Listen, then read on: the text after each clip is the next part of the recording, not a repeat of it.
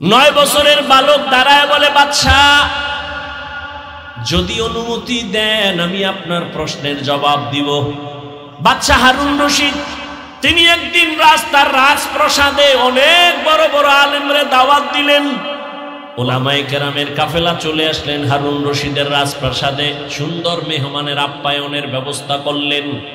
উলামায়ে কেরাম আপ্যায়িত হলেন, সব খাইয়ে লইয়া রাজপ্রাসাদে বসছেন।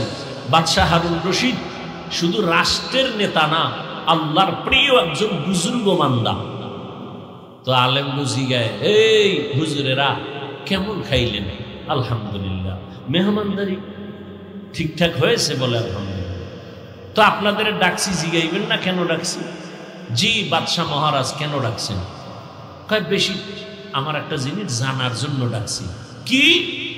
আমাকে আপনারা সমস্ত আলেমরা বলবেন, আজকে আমাকে ফতোয়া দিয়া যাবেন। আমি বাদশা হারুন রশিদ, আপনারা চিনেন তো? কাহা চিনি। আমাকে বলেন আমি জান্নাতি নাকি আমি জাহান্নামী, বাস এটার ফতোয়া দিয়া যাবেন, আর কিছু না। সব উলামায়ে কেরাম এক আওয়াজ দিলেন, কে জান্নাতি কে জাহান্নামী দুনিয়ার কোন আলেমের বলার ক্ষমতা নাই। হ্যাঁ, এতটুকু বলা যাবে, আপনি ভালো কাজ করেন তো জান্নাতের পথে আছেন, জান্নাতি বলা যাবে না। আপনি অন্যায় করেন বলা যাবে জাহান্নামের পথে আছেন, কিন্তু জাহান্নামী বলা যাবে না। বাদশা হারুন রশিদ মজাক করে, কথা আমরা খাওয়াই হইল কি? দুঃখ, সমাধান পেলাম না। বিদায় দিবেন ভাব। ঠিক এমন সময় উলামায়ে কেরামের মজলিসে একেবারে পেছন থেকে 9 বছরের একটা বালক দাঁড়ায় গেল। বালক দাঁড়ায় বলে, বাদশা বেয়াদবি যদি ক্ষমা করে দেন আপনার প্রশ্নের জবাবটা আমি দিব। 9 বছরের বালক দাঁড়ায় বলে, বাদশা যদি অনুমতি দেন আমি আপনার প্রশ্নের জবাব দিব। বাদশা হারুন রশিদ খুশি হয়ে কয়, দেও কইলইব না, সিস্টেম অনুযায়ী সামনে নিয়ে আসেন। উজিরে আজম তাড়াতাড়ি বাচ্চাটাকে সামনে আনো। 9 বছরের বালক দাঁড়ায় কয়, বাদশা প্রশ্নটা আবার করেন। প্রশ্ন হলো আমি হারুন রশিদ জান্নাতি না জাহান্নামী? বাচ্চা 9 বছরের বালক কয়, জবাব দেওয়ার আগে আমার কথা আছে। বলো কি? কয় যে প্রশ্ন করে সে বড় না যে জবাব দেয় সে বড়? বাদশা হারুন রশিদ কয়, জবাব দেনেওয়ালা তো খানিকটা বড়। বেয়াদবি মাফ কইরা আমারে সিংহাসনে বসায় আপনি নিচে আসেন। বাদশা হারুন রশিদ তো বেয়াদব না, দুনিয়াদার সম্রাট না, সে তো আখিরাত মুখী একজন বাদশা। যখনই বলছে ওজিরে আজম রে কয়, তাড়াতাড়ি বাচ্চাটাকে সিংহাসনে আনো, নিচে বিছানা দাও, আমি নিচে বসবো। 9 বছরের বালকের সিংহাসনে বসাইয়া বাদশা হারুন রশিদ নিচে গিয়া বসলেন। এবার বাচ্চা 9 বছরের বালক সিংহাসনে বইয়াই ডাক দিয়ে কয়, রে বাদশা বেয়াদবি মাফ করবেন। প্রথম আমি আপনাকে বলবো, কোরআনের ইলম থাকলে তো সম্মান এমনই হয়। বুঝেননি কিছু? 9 বছরের বালক প্রথম ইনজেকশন দিয়ে দিল, কোরআনের ইলম থাকলে তো সম্মান এমনই হয়। এত বড় নামি দামি বাদশা নিচে বসিয়া 9 বছরের বালকের সিংহাসনে বসাইছে। চেহারায় বসে নাই, আল্লাহর দেওয়া ইলমের বরকতে এখানে বসা হয়েছে। ইলমেরা এজাজু করদান বেহিসাব, খলকেরা দাদান জওয়াবে বাসওয়াব, হক না দারদ দোস্তে খলকা জারেনা, নিস্তে ই খসলত একে দিনদারেরা। সম্মান কে দেয়? আল্লাহর দেওয়া সম্মান কত দামি জানো?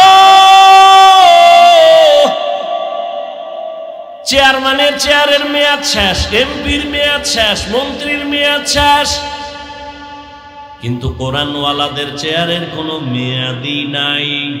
টাকা দিয়া সম্মান যদি কিনো, প্রথমে ফুলের মালা, ফাইনালে জুতার মালা।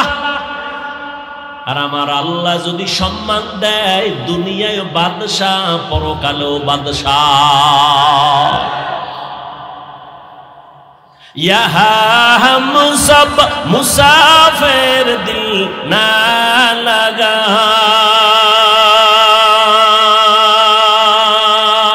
अहले दिल की नजर से रूह करता जा, यहाँ हम सब मुसाफिर दिल ना लगा, अहले दिल की नजर से रूह करता जा, शाह दौलत सब फकीर गर नेक ने है, शाह दौलत सब फकीर गर नेक ने है, जिंदगी में बंदगी तू कर नहीं, जिंदगी में बंदगी तू कर नहीं,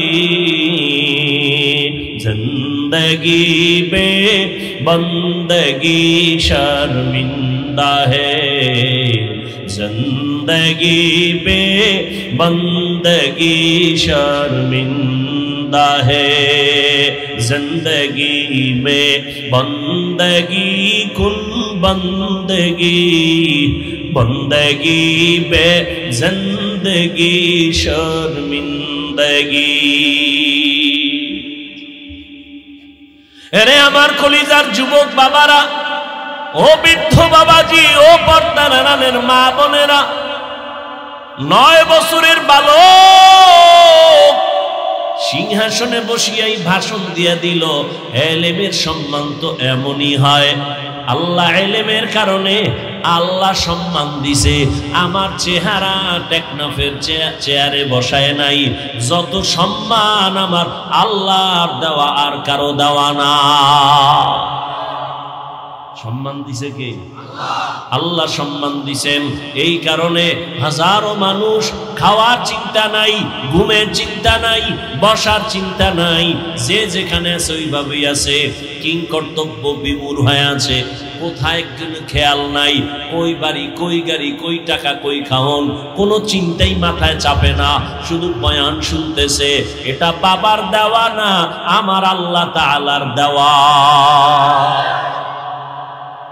আল্লাহ যাকে সম্মানিত করেন সে দুনিয়ায় বাদশাহ, আখিরাতেও বাদশাহ।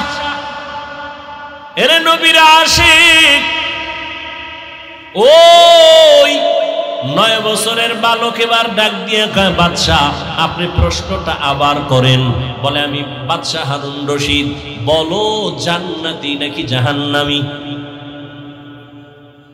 বাচ্চা 9 বছরের বালক ডাক দিয়ে কয়, বাদশাহ আমাকে বলেন, আপনার জীবনে কোনোদিন এমন কোন সুযোগ ছিল নি কি আপনার সামনে সুন্দরী সুন্দরী রূপসী ডানা কাটা ভরি আসছে, চাইলেই জিনা করতে পারতেন, আল্লাহর আদালতে হিসাব দেওয়ার ভয় গুনাহ করেন নাই, এমন কোন দিন আপনার জীবনে হইছে নি? বাদশাহ হারুন রশিদ চোখের পানি ছেড়ে কয়, রে বালক, এরকম একবার আর দুইবার না, আমার সামনে বহু সুন্দরী মেয়ে দাঁড়ায় গেছে, আমি চাইলেই জিনা করতে পারতাম, কিন্তু আল্লাহর আযাবের ভয়, আল্লাহর আদালতে দাঁড়াইয়া হিসাব দেওয়ার ভয়, আমি চোখ দিয়া তাকাই নাই, আল্লাহর ভয় আমি স্পর্শ করি নাই, চোখের গুনাহ, হাতের জিনা করি নাই, চোখের জিনা করি নাই। এরকম একবার না বহুবার আমার জীবনে আছে। আমি আল্লাহর ভয়ে গুনাহ থেকে নিজেরে আটকায় রাখছি।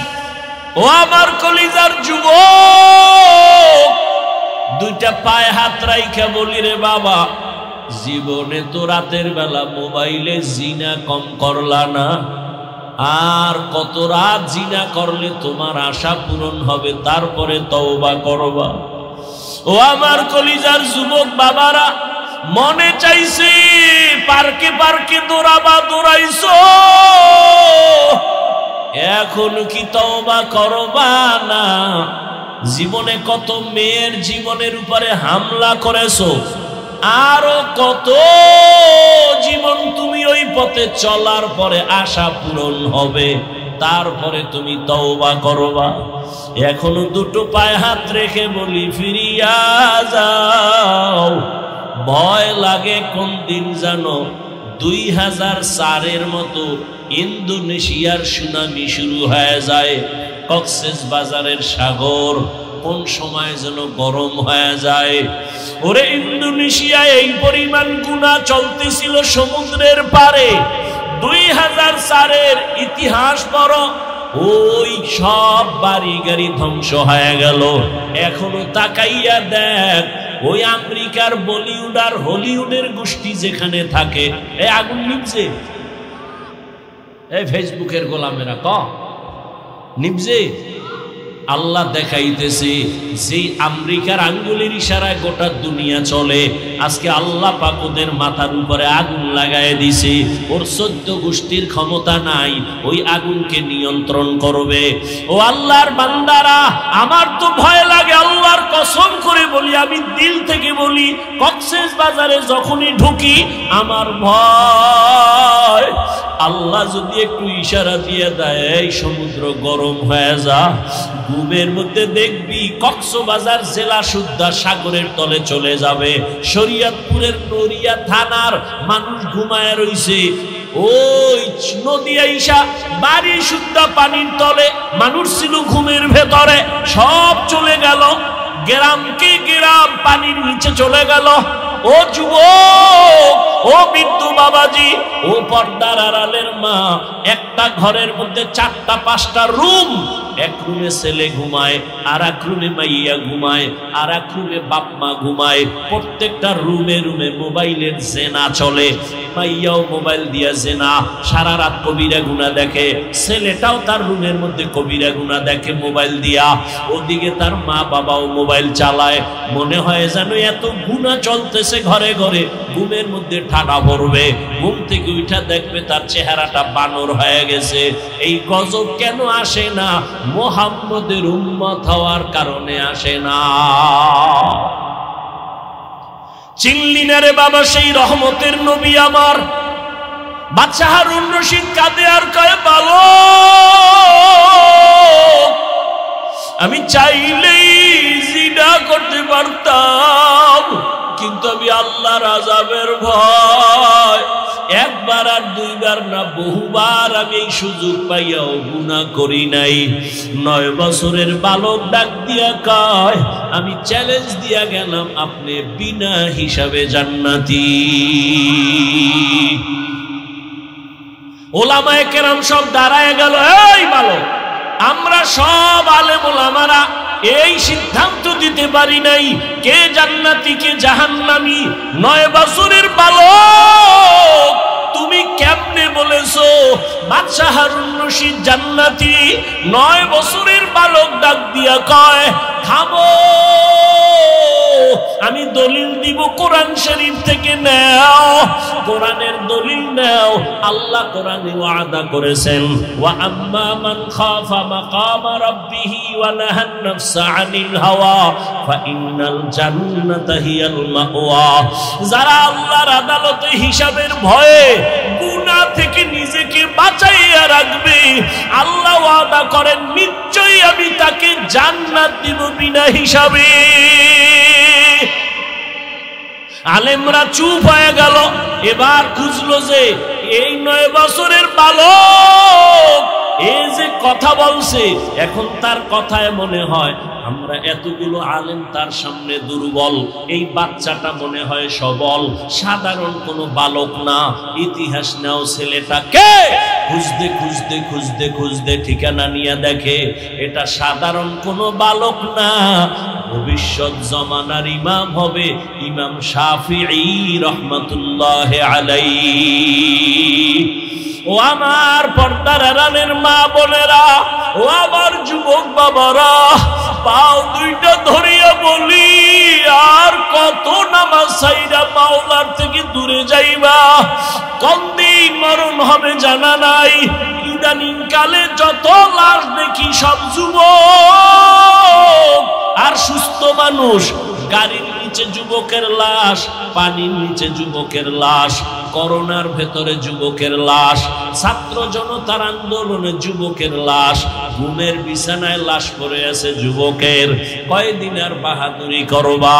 আমি আবারও বলছি, তুমি মাদ্রাসায় যাও আমি বলি নাই, পাঁচকল্লি লাগাও বলি নাই, তাবলিগে যাও বলি নাই, কওমি মাদ্রাসায় যাও বলি নাই।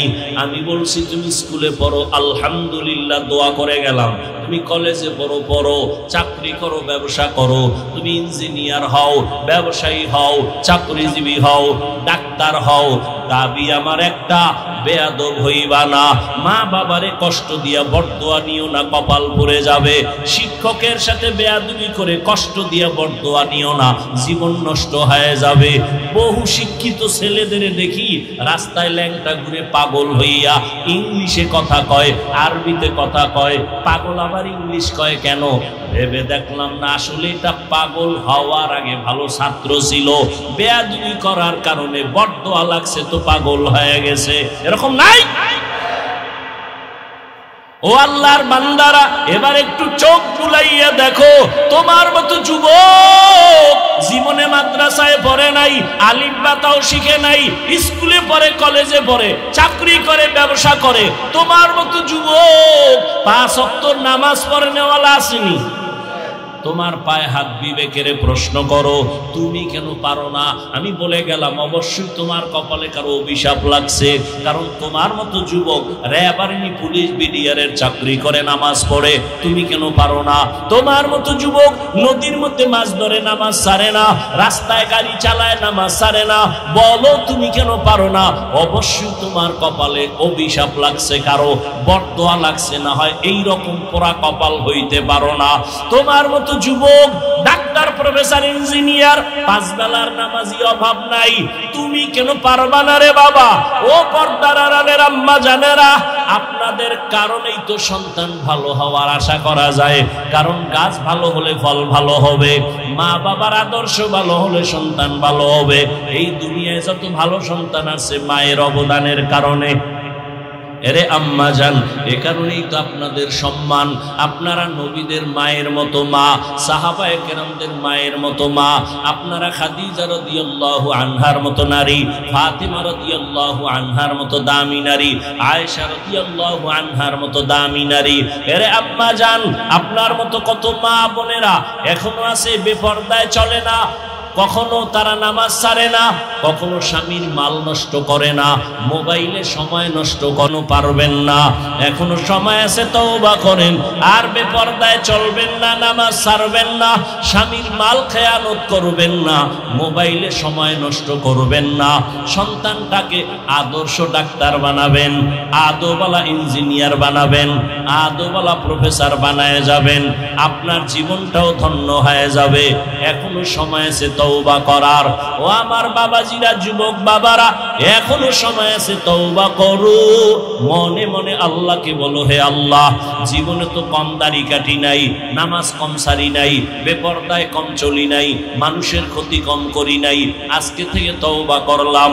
মরিয়া গেলে যাব আর নামাজ ছাড়বো না, দাড়ি কাটবো না, বেপরদায় চলবো না, মা বাবার সাথে বেয়াদবি করবো না। শিক্ষকের দোয়া নিয়া, ওলামায়ে কেরামের পরামর্শ নিয়া, নবীজির আদর্শ মেনে জীবন চালাবো। তওবা করার মতো যদি নিয়ত হয়, মুনাফিকি যদি না থাকে, খাঁটি তওবার নিয়ত যাদের আছে, দুটো হাত আমার আল্লাহকে দেখায় দাও। আয় আল্লাহ, হাতগুলো কবুল করে নেন, তওবা কবুল করে নেন, তওবার উপরে মজবুত হইয়া চলার মতো তৌফিক দান করেন, আমিন। জমিন আল্লাহ বানাইলেন, আসমান আল্লাহ সৃষ্টি করলেন, সূর্য আল্লাহর, চাঁদ আল্লাহর, বাতাস আল্লাহর, পানি আল্লাহর দেয়া, মাছ আল্লাহর দেয়া, খাদ্য দিতেছেন আল্লাহ, নিঃশ্বাস ফেলতেছি আল্লাহর, ঘুমের থেকে উঠাইতেছেন আল্লাহ, না উঠাইলে আর ঘুম থেকে উঠাবার সুযোগ নেই, সবকিছু আল্লাহর। সেই জমিনে আইসা আমরা কিভাবে চললে শান্তিতে চলতে পারবো? আল্লাহ তো সে ক্যাটালগ দিছেন, দেন নাই? আল্লাহ ক্যাটালগ দিছেন কোরআন, দুইটা। কয়টা ক্যাটালগ? দুইটা, একটা থিওরিক্যাল ক্যাটালগ আর একটা প্র্যাকটিক্যাল ক্যাটালগ। থিওরিক্যাল ক্যাটালগ কোরআন সুন্নাহ, প্র্যাকটিক্যাল ক্যাটালগ চার দল: নবীগণ, সিদ্দিকগণ, শহীদগণ, সালেহগণ। নবী শেষ, রহমতের নবীর পরে কিয়ামত পর্যন্ত আর নতুন কোনো নবী হইয়া আসবেন না।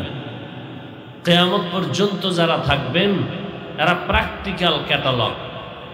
থিওরিক্যাল ক্যাটালগ বুঝো না, কোরআন সুন্নাহ বুঝাবার জন্য পেছনে ডাক্তার লাগাই দিয়েছেন, কোচিং মাস্টার।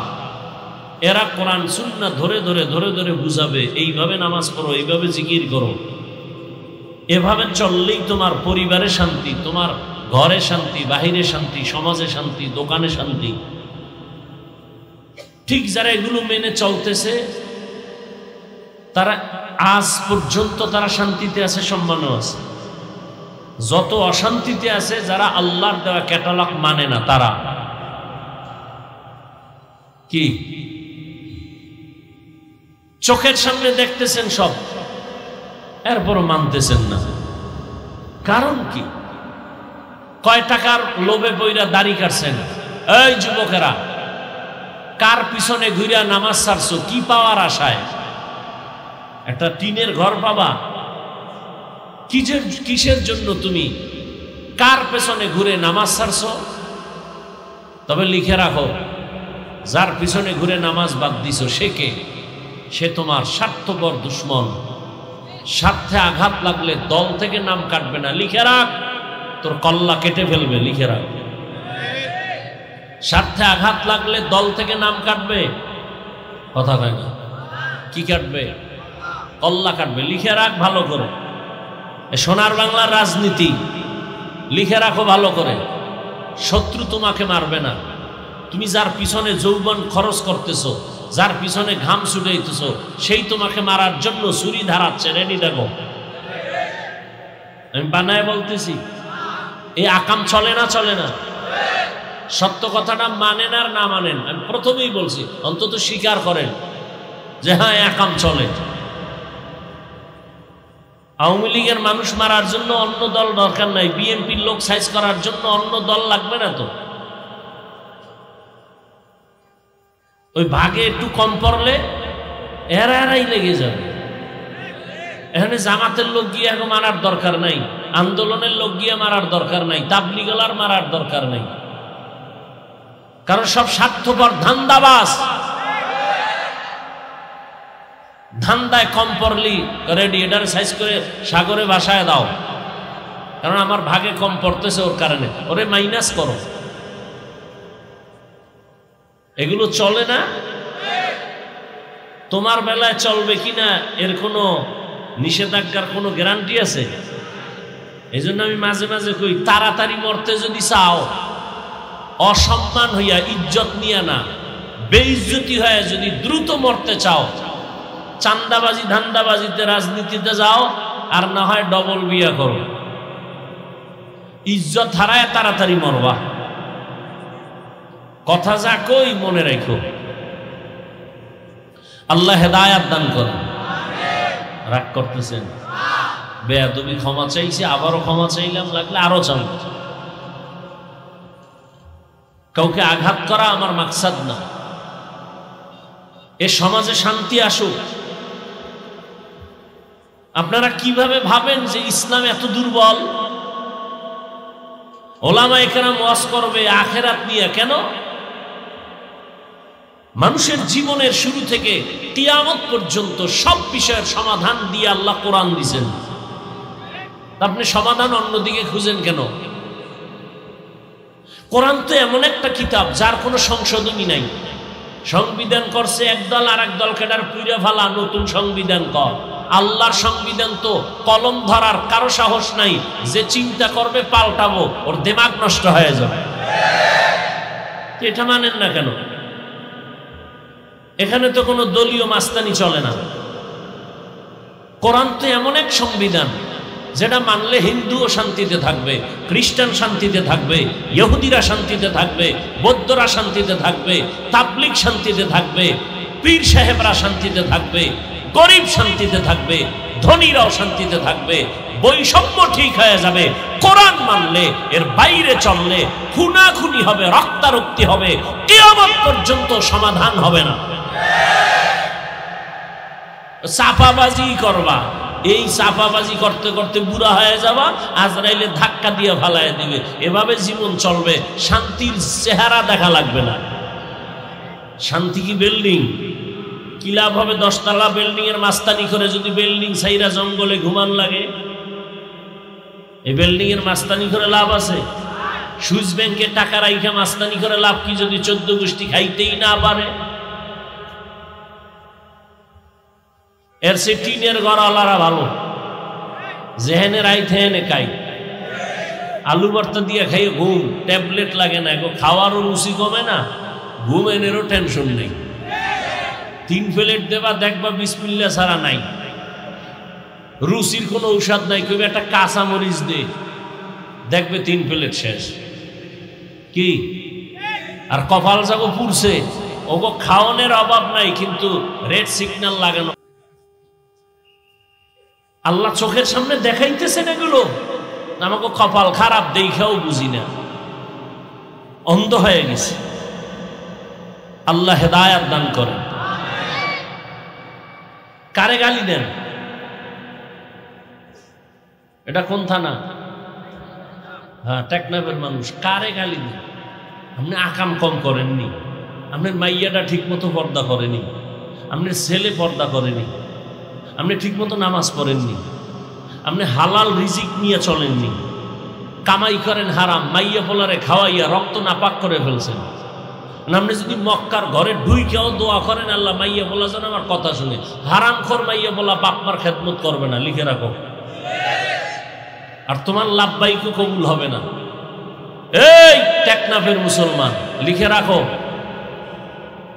সুদের সাথে যারা জড়িত এদের নামাজ হবে না, রোজা হবে না, তেলাওয়াত হবে না, হজ কবুল হবে না, মোনাজাতও কবুল হবে না। ভালো করে লিখে রাখো। আল্লাহ 2 দল মানুষের সাথে যুদ্ধের ঘোষণা দিয়েছেন। আল্লাহ নিজে যুদ্ধ করবেন। কয় দলের সাথে? কি মনে হয় খুশির কথা? এক দলের কথা আছে কোরআনে, আর এক দলের কথা আছে বুখারী শরীফ। কোরআনের বর্ণিত দল যার সাথে আল্লাহ নিজে যুদ্ধ করবেন, এরা সুদখোর। কি খোর? আর বুখারীতে যাদের কথা আছে আল্লাহ নিজে যুদ্ধ করবেন যাদের সাথে, ওরা ওলিয়া উলিয়ার দুশমন। কি দুশমন বলেন? এই জন্য আমি সারা বাংলাদেশে ঘুরে ঘুরে কসম করে বলি, কসমের কথা আরো গ্রান্টেড। অবিশ্বাস করলে ইমান দুর্বল। আল্লাহর জাতের কসম, যারা বলে ওলিয়া উলিয়া মানি না, এরা কোরআন মানে না, বুখারী মানে না, এরা ভণ্ড। এদের যারা ভণ্ড বলে না, তারাও ভণ্ড। আল্লাহ হেদায়াত দান করুন। অনেক কথাই বলে ফেললাম। আমি যে আয়াত পড়েছি রসুলের একটি হাদিসের অংশ পড়েছি। ইখলাস রুহানিয়তের সমন্বয়, সহি নিয়তে, সহি তরিকায় কিছু কথা আমাকে বলার মতো, আপনাদেরকে শুনবার মতো আল্লাহ পাক তৌফিক দান করেন। মোবাইলওয়ালার একটু কি হুজুরে যেই কথা বইলে গেল, লাজ লজ্জা না থাকলে কেমনে? আমার মা কয়, যারে কথায় ধরেন ওরে জারুর বাড়িতেও ধরেন। ওই ১৫০০ বছর আগে নবী বলে গেছেন, লা ইমানা লিমান লা হায়া আলা, যাদের লজ্জা নাই ওদের ইমান নেই। 24টা ঘন্টা মোবাইল নিয়ে মরেন, মাওলায় বেহেশতের বাগানে নিয়ে এসে 1-2 ঘন্টা মোবাইল না চালালে কি ক্ষতি হবে আপনার বলেন তো? পাগল হয়ে গেছে মোবাইল নিয়ে, মানে যাওয়ার একটু রহমত পাইব, ওটার কপালটাও খাইয়ে দিবে। কপাল পুরলে আমি হাফিজুর রহমান কেন, মক্কা মদিনার ইমাম কেন? কপাল যদি পুড়ে যায় রসুলের বয়ানেও কপাল খুলে না। মনে রাখো কথাগুলো যুবক বাবারা, যেই রসুলের চেহারা এক নজর দেখলে 1 সপ্তাহের ক্ষুধা থাকে না, কেমন নবী। যেই রসুলের চেহারার দিকে মায়ার নজরে তাকাইলে জাহান্নামের আগুন হারাম, সেই রসুলকে একবার না 13 বছর দেখছে, বয়ান শুনলো, এরপরও কালেমা বলে নেই। এত বড় বেঈমানের নাম আপনাদের জানা আসেনি? বলেন তো কে? আবু জাহাল। এর নাম কপাল, যে রসুলের বয়ান শুনছে, চেহারা দেখছে, এরপরও কালেমা, এর নাম কপাল। অন্যদিকে 27 বছরের যুবক তরবারি নিয়ে যায় নবীজিকে জবাই করবে। কয় বছরের যুবক? নবীজিকে জবাই করার জন্য দৌড়ায়, চেহারা দেখেই তরবারি ফালায়, নবী মাফ করে দেন, কালেমা পড়ায় না। এর নাম কপাল। এর নাম কি? কপাল যদি পুড়িয়া যায় তো রসুলের বয়ানেও কপাল খুলে না, আর কপাল যদি খুলিয়া যায় তো নবীজিকে জবাই করতে এসেও কপাল খুলে যায়।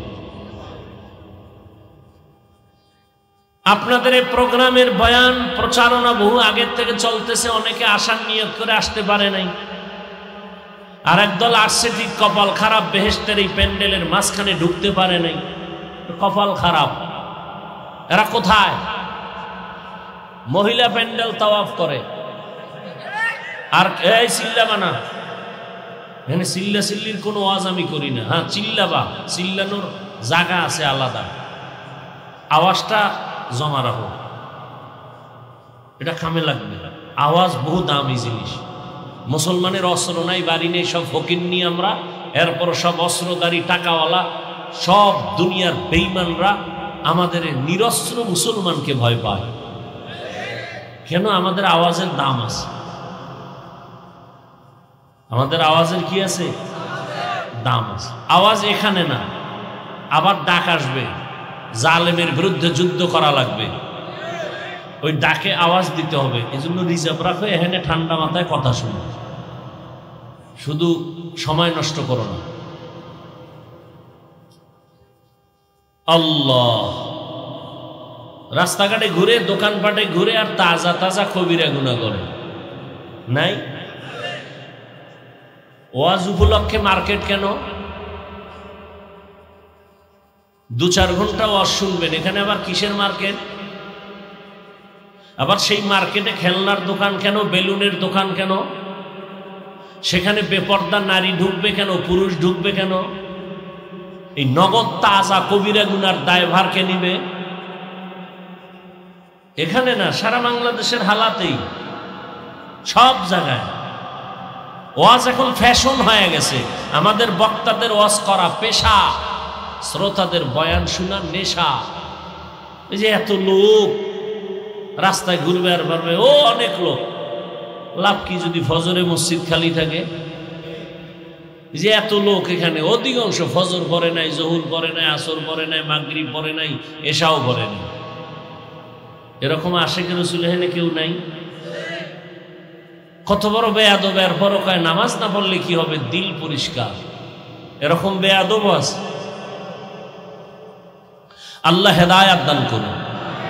ওয়া আম্মা মান খাফা মাকাম রাব্বিহি ওয়া নাহান নাফসা আনিল হাওয়া ফাইন্নাল জান্নাতা হিয়াল মাওয়া। আল্লাহ তাআলা বলেন, হাসরের ময়দানে আমি আল্লাহর আদালতে দাঁড়াইয়া হিসাব দেওয়ার ভয়ে যারা দুনিয়াতে নিজেকে গুনাহ থেকে বাঁচায় রাখবেন, আমি আল্লাহ ওয়াদা করলাম তাকে বিনা হিসাবে জান্নাত দিয়ে দিব। রহমতের নবী বলেন ইত্তাকিল মাহারিম তাকুন আবাদান নাস, আল্লাহর নিষিদ্ধ জিনিস থেকে নিজেকে বাঁচাও তো আল্লাহর আদালতে তোমার মর্যাদা বেড়ে যাবে, মানুষের কাছেও সম্মান বেড়ে যাবে। সম্মান বাড়াইবেন কে? আরে বাড়াইবেন মানে বাড়াইয়েই তো মানুষ বানাইছেন, তা বাড়াইবেন মানে মানুষ তো আল্লাহ বানাবার আগেই শ্রেষ্ঠত্ব দিয়া মানুষ বানাইছেন, মানুষ বানাইয়া শ্রেষ্ঠ মর্যাদা দেন নাই, শ্রেষ্ঠ মর্যাদা দিয়া মানুষ সৃষ্টি করছে। ওয়ালাকাদ কাররামনা বানি আদম ওয়া হামালনাহুম ফিল বাররি ওয়াল বাহরি ওয়া রাযাকনাহুম মিনাত তাইয়্যিবাত ওয়া ফাদ্দালনাহুম আলা কাসীরিন মিম্মান খালাকনা তাফদীলা। বনি আদম বড় দামি, বানাইয়া দামি না বানানোর আগেই? এ জমিনের ভেতরে নূরের সৃষ্টি ফেরেশতারা শ্রেষ্ঠ না, আগুনের সৃষ্টি জিনেরাও শ্রেষ্ঠ না। আল্লাহর সিদ্ধান্ত একমাত্র মাটির সৃষ্টি মানুষ হলো শ্রেষ্ঠ। ঘোষণা কার? স্থায়ী না অস্থায়ী? বলেন, মানে নাই কে? বলেন। বক্তার এলেম আমল দিয়ে বয়ান হয় না, বয়ান হইতে দুইটা পুঁজি লাগে। অমুক বক্তার বয়ান ভালো হইল না কেন, আমরা অনেকে বলি, আজীবন পারলে মনে রাখবেন বা লিখে রাখবেন, দুই পুঁজি না থাকলে ওখানে বয়ান ভালো হবে না। একটা পুঁজি বাতিনি আল্লাহর রহমত, আর একটা পুঁজি প্রকাশ্য জাহিরি শ্রোতাদের অন্তরের একনিষ্ঠ মোহাব্বত। এই দুই জিনিস যদি না থাকে বয়ান হয় না। যত বড় এলেমওয়ালা হোক, হেডমে বয়ান চলে না, আলোচনা চলে, বয়ান চলে না। কোন এক যুবকের পুলিশে ধুইরা নিয়া এমন থানায় আটকায় দিছে, বেতের বাড়ি, কান্দে না। আর এটা এমন এক মজলিস যেখানে আল্লাহর প্রিয় বান্দারা বয়ান করেন, আর 200 হাত দূরে বৈশা যুবক হাউ মাউ করে কান্না করে। ভাবো বিবেক দিয়া, এই যুবকটারে মারলো কে, কাঁদে কেন? এটা সেই প্যান্ডেল, এটা সেই মজলিস। অতএব এটা চাকরিখানি কথা না। আলোচনা করা আর বয়ান করা এক না। আল্লাহ বুঝার তৌফিক দান করেন। নূরের সৃষ্টি ফেরেশতা শ্রেষ্ঠ না, আগুনের সৃষ্টি জিন শ্রেষ্ঠ না, একমাত্র মাটির সৃষ্টি মানুষ হলো শ্রেষ্ঠ। সিদ্ধান্ত কার? স্থায়ী নয় স্থায়ী? মানে নাই কে? ইবলিস মানে নাই। কেন? গায়ের জোরে কয় না, যুক্তির ব্যানারে মানে নাই। আল্লাহ বলেন আমি মানুষকে সৃষ্টির শ্রেষ্ঠ মর্যাদা দিয়া বানাইছি। মানুষ এত দামি, জমিনের মধ্যে চলার মতো আমি রাস্তা করে দিয়েছি, পানির মধ্যে চলার মতো উত্তম ব্যবস্থা করে দিয়েছি।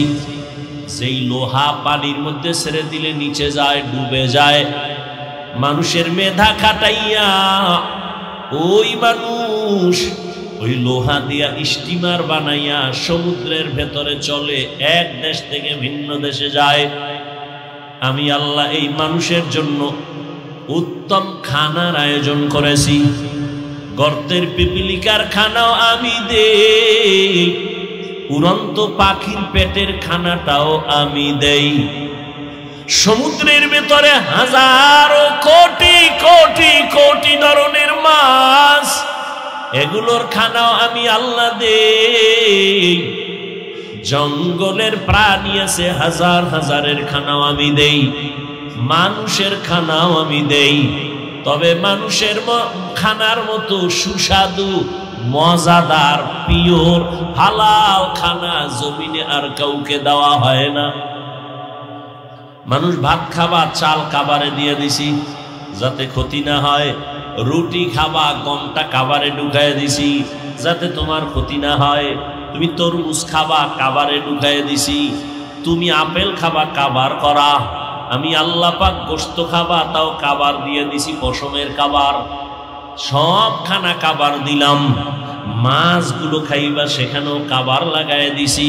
কাবার ফালাইয়া এরপরে প্রসেসিং করে সুন্দর করে রান্না করো। আমি তোমাদের জন্য যে খানা দিলাম, এই সুন্দর খানায় কোনো ভেজাল নাই। যদি কোনো ভেজাল থেকে থাকে, বেঈমান মানুষ ভেজাল ঢুকাইছে, আমি আল্লাহ কোনো খানায় ভেজাল ঢুকাই নাই। নিমো খারাপ মানুষ। এজন্য আমি এক বয়ানে সেদিন বলেছি, পশুর এত ক্ষতি করে না, মানুষ হইয়া মানুষের যেই পরিমাণ ক্ষতি করে। একটা পশু, একটা কুত্তা তার বাচ্চার ক্ষতি করে না, একটা বিলাই তার জাতি বিলাইয়ের ক্ষতি করে না, একটা শিয়াল তার জাতি ভাই শিয়ালের ক্ষতি করে না, নদীর মধ্যে মাছ মাছের ক্ষতি করে না। মানুষ এত বড় নিমো খারাপ, মানুষ হইয়া মানুষের 24টা ঘন্টায় খালি ক্ষতির কল্পনা। ওরে মারা যায় কেমনে, ওর দোকানের লস কেমনে হবে, ওরে কেমনে সমাজে লজ্জা দেওয়া যায়, ঠিক নেই? 24 ঘন্টা খালি আকামেরই চিন্তা ভাবনা নিয়া। ঘুমের মধ্যে আকামের চিন্তা, ঘুম থেকে উঠাও ক্ষতির চিন্তা। কেমন মানুষ হইলা? ক্বালা রাসূলুল্লাহ সাল্লাল্লাহু আলাইহি ওয়া আলিহি ওয়াসাল্লাম, খায়রুন নাস মান ইয়ানফাউন নাস। আল্লাহর নবী বলেন, দুনিয়াতে সবথেকে ভালো মানুষ ওই ব্যক্তি যার দ্বারা অন্যের উপকার হয়, ক্ষতি হয় না। এরে আমার কলিজার যুবক বাবারা, দুনিয়াতে আসার থেকে কি উপকার করেছো? তোমার ব্যবহারে মা কষ্ট পাইয়া বসে আছে। তোমার আচরণ এত খারাপ, চরিত্র এত খারাপ, তোমার আচরণে মাও বেজার, বাবা বেজার, শিক্ষক বেজার, আলেম ওলামা বেজার, মুরব্বীরাও বেজার, বন্ধুরাও বেজার। মনে মনে চাই তুই এখন যদি মইরা যাও সবাই খুশি। মাও বলবে একটা চরিত্রহীন মরে গেছে, আমি বিপদ থেকে বেঁচে গেলাম। মনে মনে বলবে, যদি উপরে কাঁদবে সন্তানের মায়া, কিন্তু মনে মনে খুশি একটা বেয়াদব মরে গেল, কারণ এর চরিত্রর কারণে মানুষের কাছে আমি মা লজ্জা পাই। কি অর্জন করলা জীবনে? যেই ভাবসাব দেখাও মনে হয় বড় বুজুর্গ, অথচ সবার বরদোয়ার চাদরে আটকানো আছে। ভয় লাগে কোন সময় চাকার তলে মাথা ঢুকে যায়, কখন ঘুমের মধ্যে আজরাইল এসে যায়। আল্লাহ হেদায়েতের দৌলত দান করেন। তো মানুষ বড় দামি। এই মানুষ যদি আবার নিজেকে হালাল পন্থায় চালাও তো মর্যাদা বেড়ে যাবে। মর্যাদা বাড়ার মানে কি? মর্যাদা বাড়ার এক ব্যাখ্যা হলো, সমস্ত মাখলুকতের মধ্যে মানুষ দামি, আবার এই মানুষের মধ্যে যারা ঈমানওয়ালা তারা আরো দামি। ঈমানওয়ালারা সবাই দামি এক লেভেলে কয় না, ঈমানওয়ালাদের ভেতরে যারা আমলওয়ালা তারা আরো দামি, আবার আমলওয়ালাদের ভেতরে যারা তাকওয়াওয়ালা তারা আরো দামি। ইন্না আকরামাকুম ইনদাল্লাহি আতকাকুম। আল্লাহ বলেন যার মধ্যে তাকওয়া সে সবথেকে দামি। এই হলো এক লাইনের মর্যাদা। এবার ধরে নেন সবার মধ্যে তাকওয়া, রিয়া নাই, সব লেভেল তাকওয়ার মজবুতি। এদের মধ্যেও কি কম বেশি আছে? হ্যাঁ আছে। কেমন? নিজেরে যখন পুরা বিনয়ী হইয়া আল্লাহর দিকে যত আগাবে তার মর্যাদা বাড়বে। কেমন বাড়বে? বাড়ার মধ্যে কয় এখন তো তোমারে ভালোবাসে কয়জনে, তুমি তো এটা মাপতে পারো। ফেসবুকের ফলোয়ার কতজন? এতশো। তাহলে এই কয় লোক আমার। এখন তোমাকে 500 লোক ভালো জানে। যদি আল্লাহর জন্য তৈরি হয়ে যাও তোমাকে কোটি মানুষ ভালো জানবে। আরো যদি মজবুত হও তাকওয়ার উপরে, তোমাকে 18 কোটি সবাই ভালো জানবে। এখন তোমাকে মুমিনেরা ভালো জানে, এরপরে আল্লাহ সম্মান বাড়াইলে বেঈমানেরাও ভালো জানবে। যদি আরো মজবুত হও, এখন শুধু মানুষ ভালো জানে, এক পর্যায়ে জঙ্গলের প্রাণীরাও তোমাকে ভালো জানবে, মহব্বত করবে। তোমার কথা এখন মানুষ উঠে আর বসে, মর্যাদা আল্লাহ বাড়াইলে তোমার কথায় জঙ্গলের বাঘ উঠবে আর বসবে, নদীর মাছ উঠবে আর বসবে। ইতিহাস আছে তো। তুমি অন্ধ, তুমি বধির, তুমি জানো না, তো তোমারে বুঝাবো কেমনে? এক অন্ধ শুকায় যাইতেছে, একজনে কয় গাভীর দুধ খা, শরীর মোটা তাজা হবে। অন্ধ কয় আমি তো দুধ চিনি না, দুধ কেমন? কয় সাদা। কয় সাদা কেমন? কয় একটা প্রাণী আছে বক, বক আছে না, বকের মতো। কয় বকটা কেমন? কয় ধান কাটা কাশির মতো বাঁকা। কাশি কেমন? এবার হাত ধরে দেখাইছে, এই বাঁকা। অন্ধ লোকটা হাত দিয়ে ধরে দেখে এত বড় বাঁকা, এই দুধ আমি না খায় মরতে রাজি, তবে এই দুধ আমি খাবো না। দরকার নাই ভাই, আমারে দরকার নাই। তুমি অন্ধ, তুমি বধির, তোমাকে বুঝাবো কিভাবে যে এটাই শান্তির পথ? যদি বুঝদা, এই যে এখানে আমরা সবাই বসছি, আমি টুপিওয়ালা হই আর যাই, আমার পরিচয় তো আসল, আমরা মুসলমান। আপনার আমার আল্লাহ দুইজন না এক? আপনার আমার নবী, আপনার কোরআন আমার কোরআন, আপনাদের কাবা আমার কাবা, আপনাদের ধর্ম আমার ধর্ম, আপনাদের কালেমা আমার কালেমা।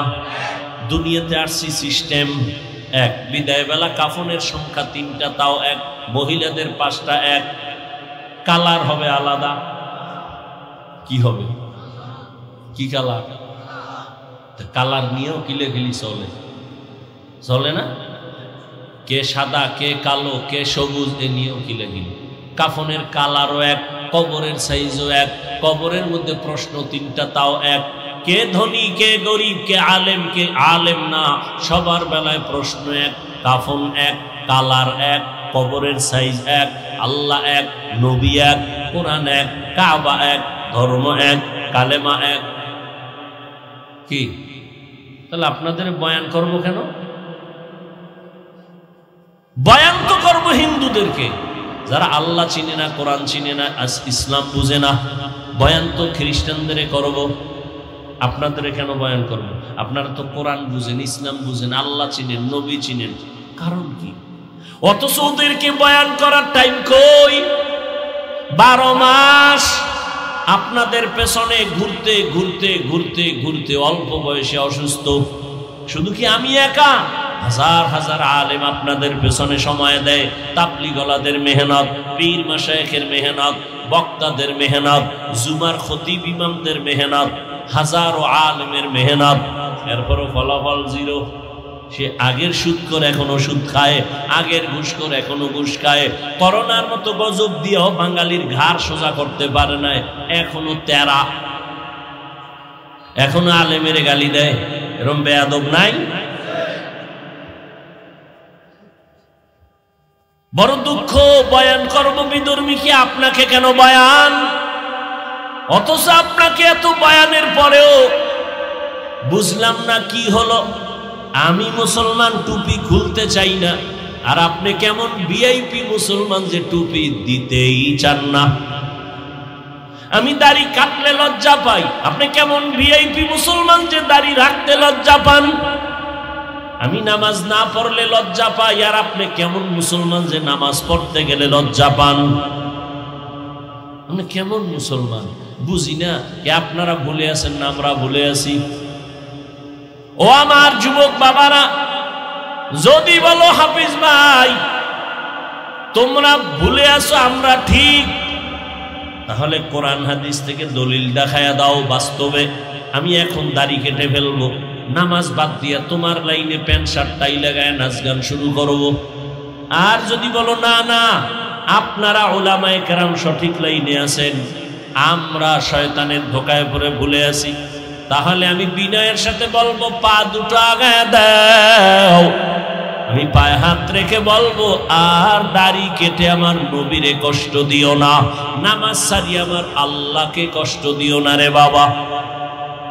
আমি যে তোমাদের সামনে কথা বলতেছি, ও আমার কলিজার যুবক, একবারও কিন্তু বলি নাই হুজুর হও, আমার মতো পাঁচকল্লি লাগাও, আমি কওমি মাদ্রাসার সন্তান, তুমিও কওমি মাদ্রাসায় যাও। আমি তাবলীগের লাইনের সন্তান, তুমি তাবলীগে যাও। আমি পীরের মুরিদ, তুমিও পীরের কাছে যাও। না হয় জাহান্নামে যাইবা। একবারও বলি নাই, বলবো না, ভয় নাই। তবে আমি কি বলবো শুনো, আল্লাহর আদালতে দাঁড়াইয়া হিসাব দেওয়ার ভয় অন্তরে জমা করে নিজেকে আদর্শওয়ালা বানাও। স্কুলে পড়ো, কলেজে পড়ো, চাকরি করো, ব্যবসা করো, কোনো বাধা নাই। ডাক্তার হও, ইঞ্জিনিয়ার হও, প্রফেসর হও, সাংবাদিক হও, উকিল হও, ওসি ডিসিএসপি হও, এমপি মন্ত্রী হও। তবে আমার জীবনের বড় দাবি যুবক বাবাদের কাছে, জীবনে বেয়াদব হইবা না। ডাক্তার হও, বেয়াদব হইও না। ইঞ্জিনিয়ার হও, বেয়াদব হইও না। বলতে পারো হাফিজ ভাই বেয়াদব হব না, তার ব্যাখ্যা কি? বলে 3 জায়গায় বেয়াদবি করবা না। জীবনে যদি গলায় ছুরিও লাগে, 3 জায়গায় বেয়াদবি যেন না হয়। যদি হয় তো মরার আগে বিছানায় পড়ে যাবি। ভালো করে মনে রাখিও যুবক বাবারা, 1 নম্বরে মা বাবার সাথে বেয়াদবি করবা না, শিক্ষকের সাথে বেয়াদবি করবা না, 3 উলামায়ে কেরামের সাথে বেয়াদবি করবা না। মা বাবার কষ্ট দিলে যদি বদদোয়া লেগে যায়, মরার আগে পঙ্গু হয়ে পড়ে যাবি। যদি শিক্ষকের কষ্ট দেওয়ার বদদোয়া তোর কপালে লাগে, লেখাপড়া হারিয়ে যাবি। আলেমের সাথে বেয়াদবি করে যদি কষ্ট দাও, বদদোয়া কপালে লেগে গেলে চরিত্র আর জীবনে ভালো করতে পারবা না। অতএব তুমি যত বড় ইঞ্জিনিয়ার হও না কেন, চরিত্র যদি ঠিক না থাকে, সব জায়গায় তাসলিমার মতো জুতার বাড়ি খাবি। ডাক্তার হইয়াও তোর কপালে শান্তি নাই। আর যদি সবার দোয়া নিয়ে চলো, তাহলে ডাক্তার হলে শুধু টেকনাফ না, পুরা বাংলাদেশের মধ্যে সম্মান বেড়ে যাবে। সবাই মাথায় নিয়ে সম্মান করবে। আল্লাহ পারে না? পারে না? সেজন্য তোমার চরিত্র ঠিক রাখতে হবে, নিজেকে সুস্থ রাখতে হবে। মা বাবার দোয়া, শিক্ষকের দোয়া, উলামায়ে কেরামের দোয়া লাগবে। এই সবগুলো জবাই করতেছো গজবের মোবাইল দিয়ে। চরিত্র শেষ। তোমার মধ্যে আছে বলতে কিচ্ছু নাই। মোবাইল তোমাকে ধ্বংস করে ফেলেছে, তোমার খবর নেই। আছে শুধু রুহু। রুহুটা আজরাইল নিয়ে গেলে তুমিও নেই। কোরআন শরীফ মাথায় লইয়া কইল এ জাতি মানতে চাইবে না, কপাল পুড়ছে না।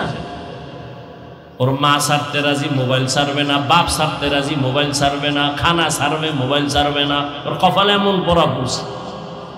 সারা রাত দরওয়াজা জানালা বন্ধ করে মোবাইলটা সামনে নিয়ে সারা রাত চোখের জিনা, কানের জিনা, জবানের জিনা, অন্তরের জিনা। এই মোবাইল দেখতে দেখতে দেখতে দেখতে চেহারা নষ্ট, কিডনি নষ্ট, হার্ট নষ্ট, ব্রেন দুর্বল, চোখের পাওয়ার কমছে, কানের পাওয়ার, জবানের সব কিছু দুর্বল। পরীক্ষা করো হসপিটালে গিয়া, তোমার বিশ্বাস হয় না? আজকে বাসায় যায় গুগলে সার্চ দাও, টাচ মোবাইল দেখলে অঙ্গ প্রত্যঙ্গের কি কি ক্ষতি হয়, চিকিৎসা বিজ্ঞানীরা ডিটেলস ওখানে বিস্তারিত লিখে রাখছে। দেখো, যার কপাল খারাপ তো একটু আগেই বয়ান করলাম। কপাল যদি খারাপ হয়, আমার বয়ান কেন, রসুলের বয়ানও কপাল খুলবে না, এত একটু আগেই বললাম। আল্লাহ হেদায়াত দান করুন। হায় হায়, লেখাপড়া শেষ, চরিত্র শেষ, কিচ্ছু নাই, চরিত্র নেই। এরপরও তো মানুষের একটা শখ থাকে যে এই জিনিসটা করব করব কইরে যখন ফেলছি এবার ফিরে যাই, এরপরও ফিরবে না। জীবনে তো কম নামাজ ছাড়লা না, আর কত নামাজ ছাড়তে হবে বলো? আর কতবার নামাজ ছাড়লে তোমার আশা পূরণ হবে? তারপরে তওবা করবা। বয়ান চলতেছে, এত বয়ান, এত বয়ান, এত বয়ান। না খাইয়ে মানুষ বয়ান শুনে, মাটির মধ্যে বয়া রয়েছে, বালুর মধ্যে বয়ান শুনে, জানে বয়ানের পরে খাওন নাই, কিছু নেই, এরপরও কষ্ট করে শুনে। মানে না কেন? মানে না কেন? জানে মিথ্যা কথা বলা হারাম, চুরি করা হারাম, ডাকাতি হারাম, নাচ দেখা হারাম, গান শোনা হারাম, অন্যের ক্ষতি করা হারাম, মা বাবার হক নষ্ট করা হারাম, ভাইয়ের হক নষ্ট করা হারাম, বোনের হক নষ্ট করা হারাম, প্রতিবেশীর হক নষ্ট করা হারাম, সব জানে। মানে না কেন? আল্লাহর আদালতে দাঁড়াইয়া হিসাব দেওয়ার ভয় নাই। এই একটাই সমস্যা। একটা সন্তান যখন মা বাবাকে ভয় করে, মা বাবার সামনে অন্যায় করে না, মাইরের ভয়। একটা ছাত্র যখন শিক্ষকের ভয় করে, শাস্তির ভয়, অন্যায় করে না। ঠিক আল্লাহর কোন বান্দা যদি আসলেই আল্লাহকে ভয় করে, ওই বান্দা গলায় ছুরি লাগাবে, দাড়ির মধ্যে অস্ত্র লাগাবে না।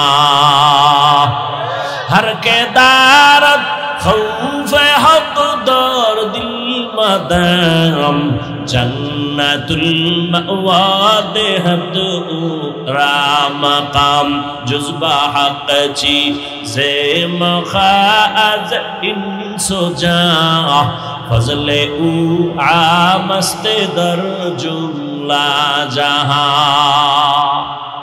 বাদশাহ হারুন রশিদের নাম শুনছেন? কথা বলেন না কেন? তার স্ত্রীর নাম কি?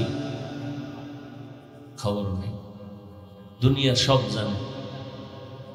বাদশাহ হারুন রশিদ একদিকে বড় বুজুর্গ, অন্যদিকে রাষ্ট্রের পরিচালক, রাষ্ট্রের ইমাম, মসজিদের ইমাম।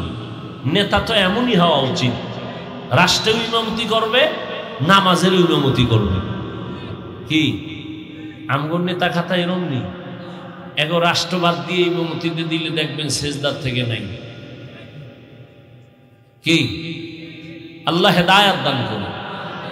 বাদশাহ হারুন রশিদের স্ত্রী জুবায়েদা খাতুন কোরআনের হাফেজা, 100 নারী তার কাজের মহিলা। এই 100 কাজের মহিলা সবাই কোরআনের হাফেজা। জুবায়েদা খাতুন নিয়ত করে ফেলল, ও পর্দার আড়ালের আম্মা জানেরা, জুবায়েদা খাতুন এত টাকাওয়ালা, সব পিছে ফেলে আমার আল্লাহকে ভুলেন নাই। আল্লাহর মুহাব্বত তার মূল চাবি। জুবায়েদা খাতুন সিদ্ধান্ত নিল, আমার পুরা বাড়ির মধ্যে 24 ঘন্টা যেন কোরআনের তেলাওয়াতের আওয়াজ হয়।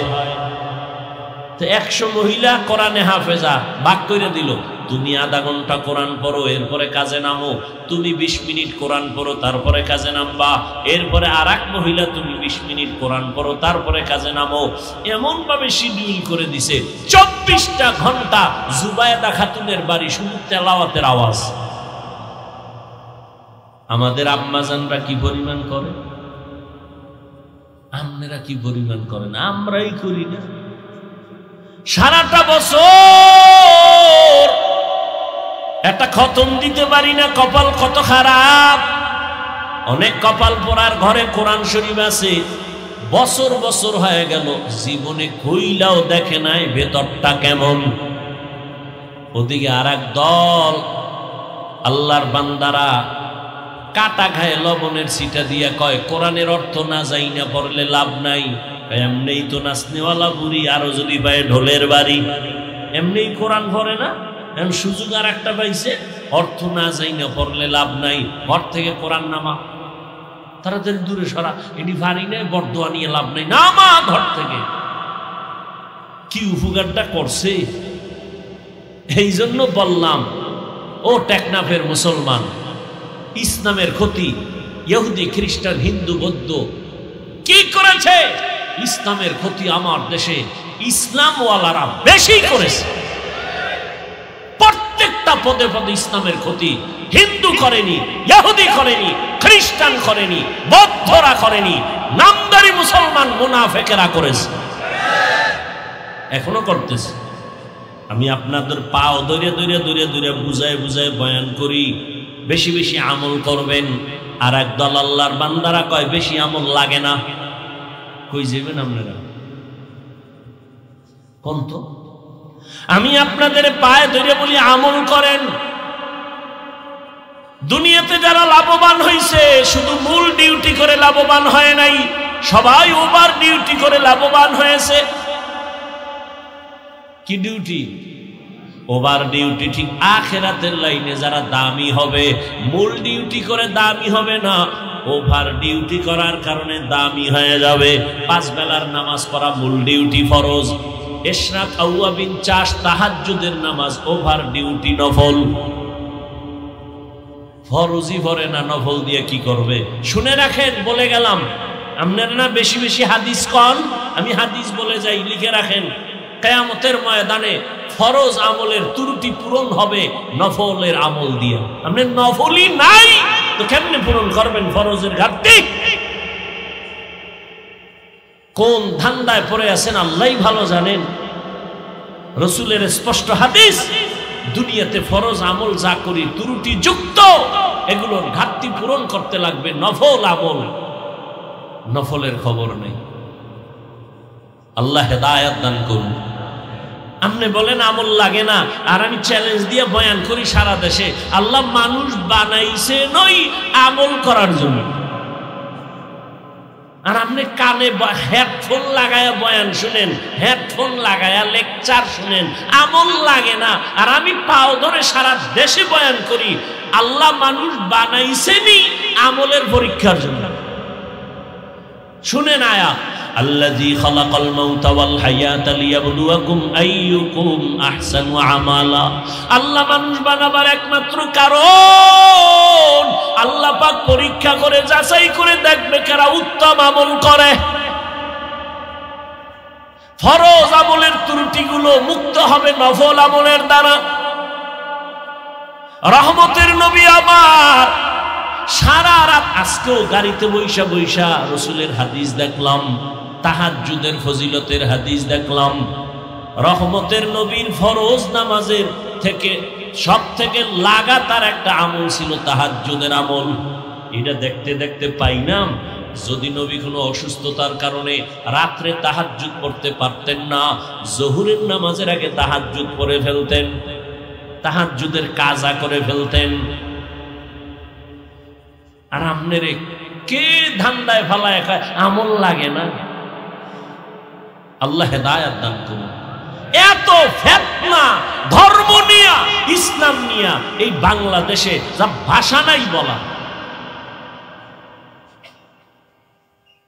নিজের কপালও পুড়ছে, অন্যের কপাল পরাবার ফিকিরে নামছে।